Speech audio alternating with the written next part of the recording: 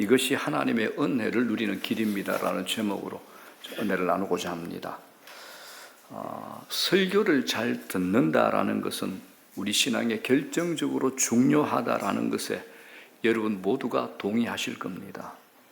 문제는 알아도 잘 안 되는 것인데 그건 우리 마음의 기만성과 관련이 있습니다. 이제 기만이 속여서 넘긴다, 기만한다, 이제 이 말이죠.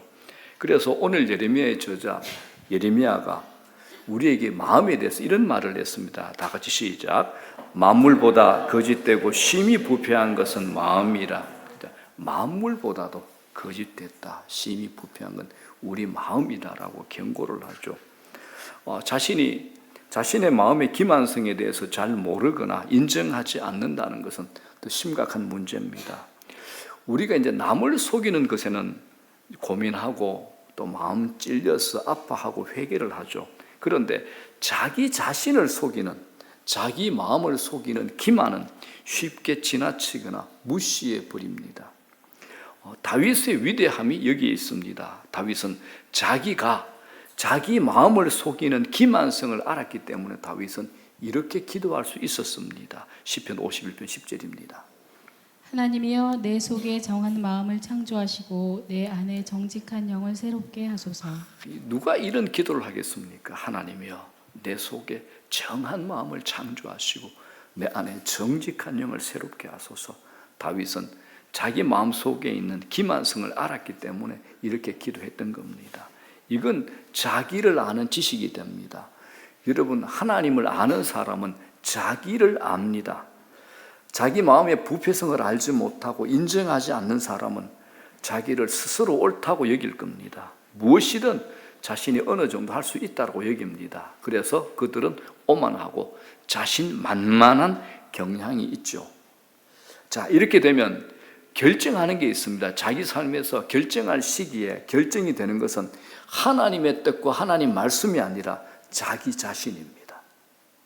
심지어 하나님 말씀조차도 자기가 이건 옳다, 하나님 말씀이지만 조금 안 맞는 것 같아, 하나님 말씀이지만은 참돼, 하나님 말씀이지만은 고개를 좌우로 흔들면서 거짓으로 구분할 수 있다라고 생각을 하죠. 이런 태도는 아무리 좋은 설교를 듣고 이해한다고 할지라도 결국 영적 패망과 비참함에 빠져들고 말 겁니다. 이 점에서 이제 오늘 본문은 우리 마음의 기만성이 하나님 말씀 앞에서 어떻게 작동하는가를 아주 잘 보여주는 본문이 됩니다. 재미있는 이야기가 섞여 있고 나 자신을 들여다볼 수 있는 아주 귀한 본문이 됩니다. 우리가 오늘 예레미야 42장 1절에서부터 6절을 읽었습니다만은 오늘 다룰 범위는 42장, 43장 전체가 됩니다. 오늘 본문의 배경을 잠시 설명을 드리도록 하겠습니다. 잘 들어보십시오. 자, 예레미야 선지자가 오늘의 주인공인데 예레미야 선지자는 유대 요시야 왕 때 하나님의 선지자로 부름을 받았습니다. 약 40년 동안 하나님 말씀을 선포하죠. 선지자의 사명을 잘 감당을 합니다. 자, 그런데 이런 예레미야 선지자의 메시지에 중요한 핵심이 있습니다. 그게 뭐냐? 이겁니다. 예루살렘은 무너지고 유다는, 우리 조국은 바벨론에게 멸망할 겁니다. 그러므로 우리 모든 백성들은 바벨론에 저항하지 말고 순순히 포로로 끌려가 살아야 됩니다. 이게 예레미야 선지자의 중요 핵심 메시지였습니다. 이건 유다 백성들이 그동안 또 지금도 하고 있는 우상 숭배, 불순종, 여기에 대한 하나님의 심판이기 때문입니다. 그런데 이것으로 끝이 아닙니다. 유다 백성들이 포로로 끌려가는 것이 끝이 아니라 하나님의 심판을 너희들이 순순히 받게 되면 하나님께서 때가 되어 너희를 돌아오게 하고 회복시켜 주실 것이라고 선포하는 거죠. 자, 그래서 하나님께서 예레미야에게 미리 말씀하신 내용을 한번 보겠습니다. 예레미야서 25장 9절 11절입니다. 보라, 내가 북쪽 모든 종족과 내 종 바벨론의 왕 느부갓네살을 불러다가 이 땅과 그 주민과 사방 모든 나라를 쳐서 진멸하여 그들을 놀램과 비웃음거리가 되게 하며 땅으로 영원한 폐허가 되게 할 것이라 여호와의 말씀이니라. 이 민족들은 70년 동안 바벨론의 왕을 섬기리라. 여기에 기가 막힌 표현이 있죠.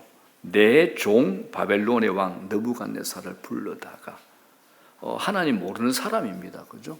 하나님을 대적했던 느부갓네살이죠. 그런데 하나님 뭐라 그럽니까? 내 종이라 그럽니다. 그러니까 이 세상의 모든 악한 자들까지도 전부 하나님의 피조물, 하나님의 통치, 하나님의 다스림 안에 있다는 겁니다. 하나님께서 파송했다는 이런 의미가 되죠. 자, 이것으로 이제 끝이 아닙니다. 자, 12절에 또 다른 회복이 있죠. 여호와의 말씀이니라. 70년이 끝나면 내가 바벨론의 왕과 그의 나라와 갈대아인의 땅을 그 죄악으로 말미암아 벌하여 영원히 폐허가 되게 하되. 이 말씀을 이렇게 정리할 수 있습니다. 너희들의 우상 숭배, 불순종, 패역함을 나는 더 이상 두고 볼 수가 없다. 느부갓네살이 이끄는 바벨론의 포로로 70년만 살아라. 하지만 그때가 지나면 내가 바벨론을 무너뜨리고 이 땅에서 영원히 사라지게 하겠다. 그리고 너희들을 너희의 땅, 너희 조국으로 다시 불러 내가 복을 주겠다. 이 약속이죠. 실제로 이스라엘 백성들은 포로로 끌려갔던 그들이 1차, 2차, 3차로 돌아오게 됩니다. 바벨론은 메데 바사, 페르시아, 지금으로 말하면 이란입니다. 이란에 의해서 사라지죠. 자, 그렇다면 그 당시에 유다 나라의 왕들과 귀족들, 제사장들과 백성들은 이 바벨론의 이 예레미야의 메시지를 어떻게 받아들였을까요? 그들은 예레미야의 이 메시지를 좋아하지 않았습니다. 이때 거짓 선지자들이 또 나타나죠. 하나님 말씀이 아니라 자기 소리가 하나님 말씀이다라고 떠들고 다녔던 거짓 선지자들이 많았습니다. 그들이 어떤 소리를 냈느냐? 그럴 리가 없다. 절대 그럴 리 없다. 예레미야 저거 거짓 선지자야, 엉터리야. 우리는 하나님의 택한 백성들이고 우리는 하나님의 말씀도 받은 백성이야. 그렇기 때문에 우리는 평안하다라고 이렇게 백성들에게 거짓 선지자들이 외쳤습니다. 자, 여러분, 당시의 상황을 지금 우리에게 한번 적용해 봅시다. 사람들은 자기가 믿고 싶은 것을 믿는 경향이 강하죠. 우리도 그러지 않습니까? 내가 믿고 싶은 것을 믿는 경향이 강합니다.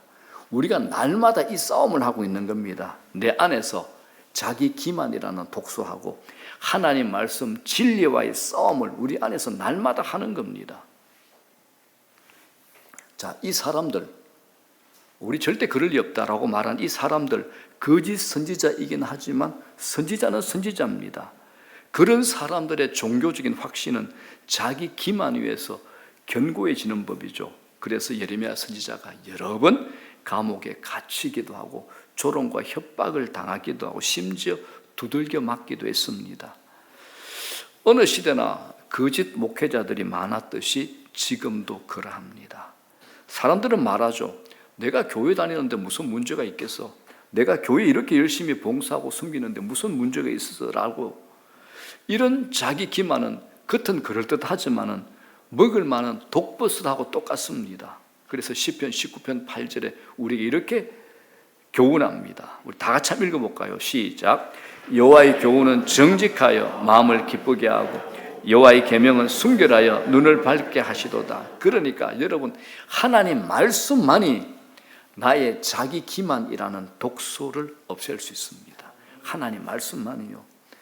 오늘 예레미야 선지자가 하나님의 말씀을 전하면 전할수록 괴로움과 고통을 당하기 때문에 다시는 이제 나는 하나님 말씀 전하지 않겠다라고 마음을 먹습니다. 그런데 자신에게 주시는 하나님의 말씀이 마음에 불붙는 것 같아가지고 전하지 않을 수가 없다라고 예레미야 선지자가 고백을 합니다. 자, 예레미야 20장 9절입니다. 내가 다시는 여호와를 선포하지 아니하며 그의 이름으로 말하지 아니하리라 하면 나의 마음이 불붙는 것 같아서 골수에 사무치니 답답하여 견딜 수 없나이다. 내가 다시는 하나님의 말씀 선포하지 않겠습니다. 이렇게 내 마음에 작정을 하게 되면 내 마음에 불이 붙는 것 같아가지고 답답하여 견딜 수 없습니다. 예레미야 선지자의 이 심정을 이해하시겠습니까? 자, 그리고 이제 세월이 쭉 흘러갑니다. 결국은 이제 중요한 시간이 왔습니다. 바벨론 군대가 쳐들어왔죠. 저항하는 예루살렘을 18개월 동안 포위하고 하나님의 도성은 결국 이방인들 바벨론에게 짓밟히고 성전은 불타버렸습니다. 모든 것이 그들이 싫어했던 예레미야 선지자의 말 그대로 이루어진 겁니다. 예루살렘에서는 가난한 사람들만 남겨져 있고 많은 백성들이 바벨론 포로로 다 끌려갑니다. 그리고 이제 바벨론 군대 사령관이 유다 총독으로 그다랴라는 사람을 세웁니다. 그런데 2달이 못 돼가지고 유다 왕족 이스마엘이 그다랴를 암살을 해버리죠. 얼마 있지 않아서 이스마엘도 유다 장군 요하난에 의해서 암살을 당하고 또 이제는 요하난이 남은 유다 백성의 실질적 지도자로 남게 됩니다. 이때 이제 요한온과 함께 남은 지도자들은 자신들이 죽인 건 아니지만 바벨론이 세운 총독 그다랴라 암살을 당했기 때문에 바벨론이 자기들에게 안갚음하지 않을까 하는 두려움을 느끼게 됩니다. 이 상황에서 그들이 누굴 찾아갈까요? 선지자 예레미야를 찾아가서 하나님의 뜻을 묻습니다. 이게 이제 오늘 우리가 읽은 본문 배경이 됩니다. 이들이 예레미야 선지자에게 하는 말을 보게 되면 지난 40년 동안 예레미야 선지자가 전한 예언대로 모든 일이 다 일어났기 때문에 예레미야를 참 선지자로 인정한 것처럼 보입니다. 요하난 일행이 선지자에게 보여주는 태도는 겸손하고 그럴듯합니다. 그래서 1절에 뭐라 그럽니까? 백성의 낮은 자로부터 높은 자까지 다 나왔습니다. 그래서 이제 그들은 선지자 예레미야에게 기도를 부탁하면서 자기들을 가리켜서 2절에 뭐라 그럽니까? 남은 적은 무리. 이렇게 자기들을 낮추어 말합니다. 그리고 3절에 당신의 하나님 여호와께서 우리가 마땅히 갈 길과 할 일을 보이시기를 원하나이다. 이렇게 낮은 자세로 겸손하게 부탁을 하는 겁니다. 자, 이들이 흠잡을 것 없을 정도로 훌륭합니다. 이제 선지자 예레미야가 이들의 질문에 이렇게 답을 합니다. 4절. 내가 너희 말을 들었은즉 너희 말대로 너희 하나님 여호와께 기도하고 물은 여호와께서 너희에게 응답하시는 것을 숨김이 없이 너희에게 말하리라. 하나님의 종이 말씀을 순전하게 전하겠다라고 하고 그 말씀을 들은 그 백성들은 그대로 순종하겠습니다라고 말하니 뭐가 더 필요하겠습니까? 요한한 일행은 한 번 더 자기들의 태도를 확정하여 이렇게 고백을 합니다. 우리가 당신의 하나님 여호와께서 당신을 보내사 우리에게 이르시는 모든 말씀대로 행하리이다.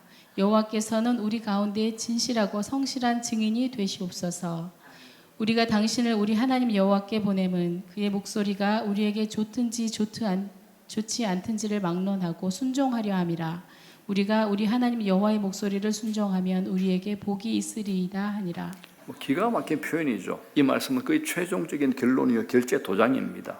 이들은 하나님께서 우리에게 무슨 말씀을 하시든지 그 말씀이 좋든지 좋지 않든지를 막론하고 순종하겠습니다라고 하면서 하나님을 증인으로 요청을 합니다. 그들은 하나님께 순종하는 것이 복이다라는 것을 인정을 했죠.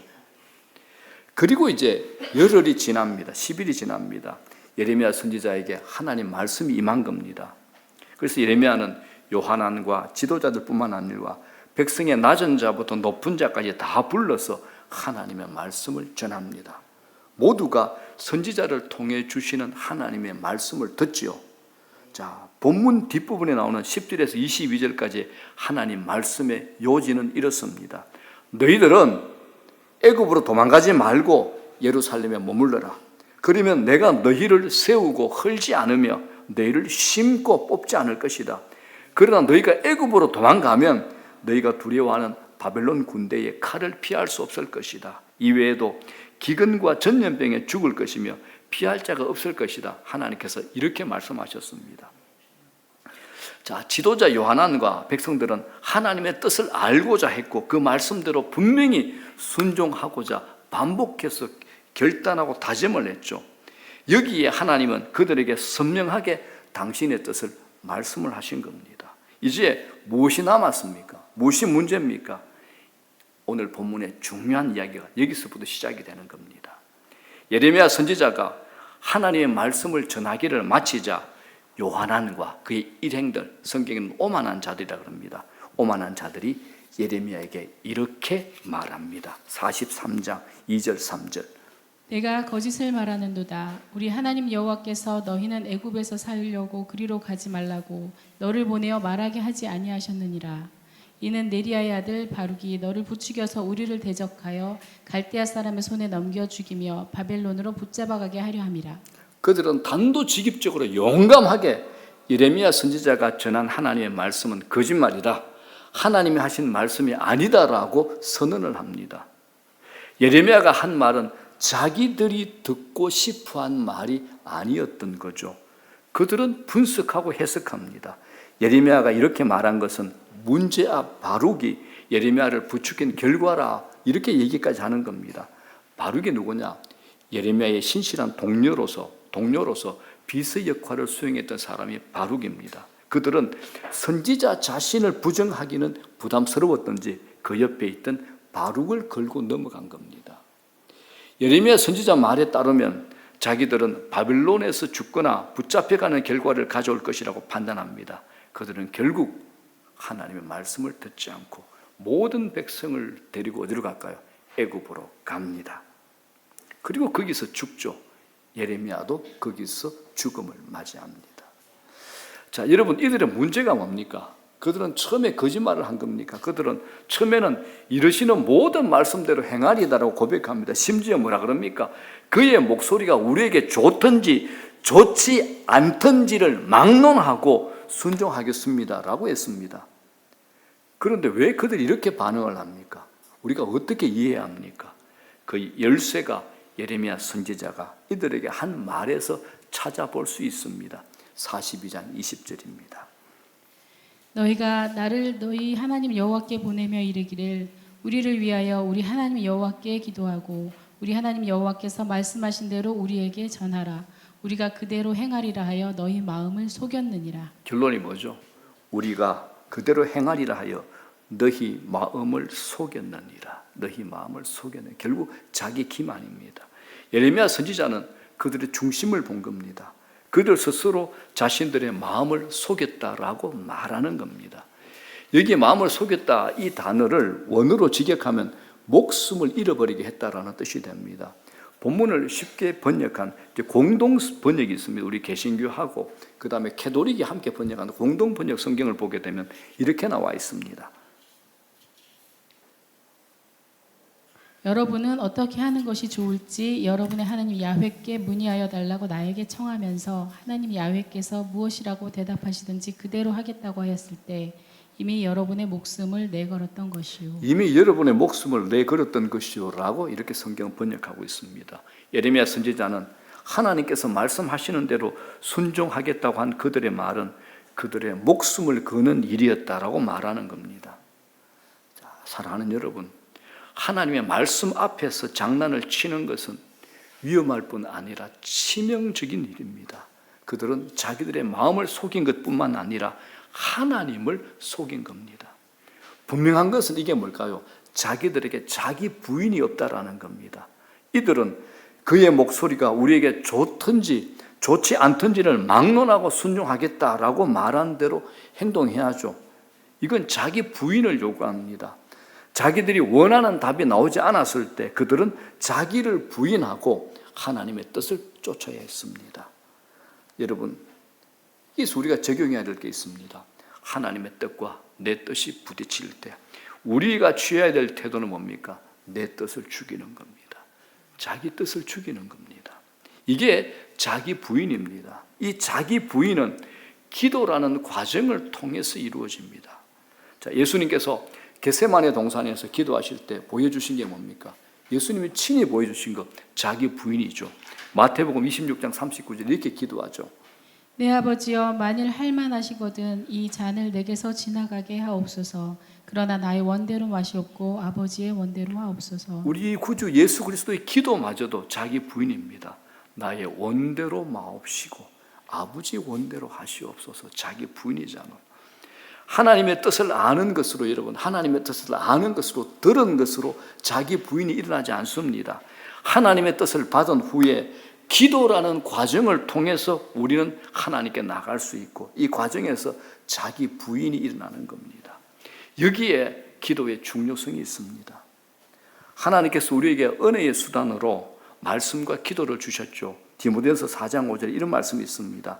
하나님의 말씀과 기도로 거룩하여 짐이라. 말씀과 기도로 거룩하여 짐이라고 말씀합니다. 우리가 말씀 한 가지나 기도 한 가지만으로는 하나님을 바르게 섬길 수 없음을 보여줍니다. 이 둘은 함께 가야 됩니다. 그런데 오늘 본문에 요한안과 오만한 지도자들에게서 우리는 기도를 발견하지 못합니다. 그들은 즉각적으로 반응하죠. 예레미야가 말하기를 마치자마자 마치 그들은 예레미야를 대적하여 말하기 시작합니다. 이게 위험한 겁니다. 사랑하는 여러분, 우리가 오늘 설교 듣잖아요. 설교 듣기 혹 하나님 말씀 듣기는 듣는 것으로 끝나지 않고 그 들은 말씀을 가지고 하나님께 나아갈 때, 기도할 때 이게 비로소 시작이 되는 겁니다. 우리가 들은 말씀에 믿음을 결부시키는 일은 들은 말씀을 가지고 하나님께 나아가 기도하는 마음을 가지라는 겁니다. 말씀을 귀로 들음과 순종함 사이에는 기도가 자리 잡혀야 됩니다. 기도가요. 이것이 믿음이고 믿음의 태도가 됩니다. 저는 교회에 우리 모든 셀과 여러 가지 교회 안에 여러 가지 모임이 있는데 모든 모임에 제안합니다. 끝나고 형식적으로 기도하지 마시고 제일 먼저 모이면 기도로부터 시작하자는 겁니다. 끝나고도 기도하자라는 겁니다. 오늘은 우리가 한국교회 연합예배로 불가능하지만 우리가 다음 주부터는 우리 모든 셀과 모든 사역에 지금보다 더 충분하고 풍성한 기도 시간을 갖기를 원합니다. 모든 모임의 말입니다. 믿음은 추상적인 것이 아닙니다. 믿음은 선하신 하나님을 신뢰하는 거죠. 하나님께서 모든 것을 아시고 계획하셨고 섭리하심을 믿고 고백하는 겁니다. 하나님을 신뢰하는 겁니다. 만일 하나님을 이와 같이 신뢰하는 믿음이 있다면 그 믿음으로 하는 기도는 어떤 기도일까요? 자기 부인의 기도가 될 겁니다. 자기를 부인하는 기도요. 언제나 믿는 자의 기도는 내 뜻이 아니라 아버지의 뜻이 이루어지기를 원하옵나이다 라는 기도가 될 겁니다. 사랑하는 여러분, 내 기도가 과연 믿음의 기도인가를 알아보는 시금석이 하나 있습니다. 만일 우리가 하나님의 뜻대로 되기를 원합니다라고 기도한 후에 내가 마음의 평강을 누리게 된다면 그건 믿음으로 기도를 한 겁니다. 그러나 정말 하나님께서 내 뜻이 아니라 하나님 뜻대로 하시면 어떻게 하나라는 염려와 불안이 생긴다면 믿음으로 기도했다라고 할 수 없습니다. 그러면 어떻게 해야 될까요? 자기 마음을 속일 것이 아니라 하나님께 정직하게 하나님의 선하심을 믿고 순종할 수 있는 믿음을 구해야 되는 겁니다. 오늘 요한안 일행의 문제가 여기 있습니다. 그들의 한 일이 뭡니까? 자기 마음을 속인 일입니다. 자기들의 목숨을 거는 위험한 일이 되어버린 거죠. 그래서 예레미야에게 보인 태도는 대놓고 네가 거짓말하는도다 라고 겁도 없이 소리쳤던 겁니다. 이들이 여러분 하나님 말씀이 틀렸다라고 말하지 않는다는 점을 주목하십시오. 이들은 예레미야가 틀렸다라고 말할 뿐입니다. 게다가 예레미야보다는 더 상대하기 쉬운 바룩이라는 그 예레미야의 수행 비서를 문제 삼고 있습니다. 그들은 하나님 거부하지 않습니다. 대신에 설교자를 거부하거나 설교자가 어떤 영향을 받아서 좀 치우쳤다라고 말하는 겁니다. 그들이 손쉬운 방식으로 하나님과 그 말씀을 거부하고 있죠. 자기 마음을 속이고 있는 겁니다. 여러분, 저와 여러분 누구도 여기서 온전히 자유하지 않는다라는 사실을 우리 모두 기억합시다. 우리 모두 여기에 자유할 수 없습니다. 우리도 내 마음을 속이고 있지 않은지 돌아봐야 됩니다. 내가 내 마음을 속이고 있지 않은지. 요한안과 같은 오만한 자의 자리에 앉지 말라는 겁니다. 자, 조금만 더 나가봅시다. 여러분, 자기 부인의 태도로 말씀을 듣는다는 것은 가난한 마음으로 말씀을 듣는다라는 겁니다.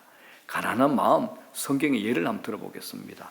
마가복음에 수로보니게 여인이 예수님 앞에서 취한 태도가 그겁니다. 이 여인은 이방 여인이죠. 가나안 족속입니다. 이 여인이 예수님께서 갈릴리를 떠나가지고 두로 지방, 그러니까 이방 땅에 온다는 소문을 듣고 예수님께 나갑니다. 귀신 들린 딸을 둔 어미였기 때문입니다. 여인이 용감하게 예수님 앞에 나가서 얘기합니다. 내 딸에게서 예수님 귀신 좀 쫓아내 주십시오 라고 했더니 예수님이 뭐라 그럽니까? 오냐 알았다. 네 딸 고쳐주마. 귀신 쫓아내주마. 이렇게 하지 않고 어떻게 비유합니까? 자녀로 먼저 배불리 먹게 할지니 자녀의 떡을 취하여 개들에게 던짐이 마땅치 않다. 너 이방 민족이지 않느냐? 나는 먼저 내 동족 유대인부터 먼저 고쳐야 된다. 이렇게 이제 매몰차게 이 여인을 굴욕스럽게 만들었습니다. 그런데 이 여인이 어떻게 합니까? 물러가지 않고 뭐라 그럽니까?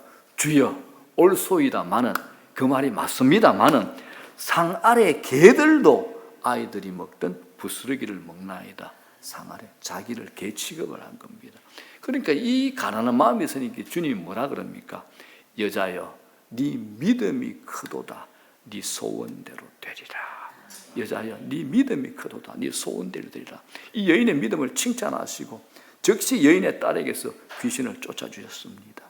이 여인의 마음이 가난한 마음입니다. 이 안에 자기 부인의 마음이 있잖아요.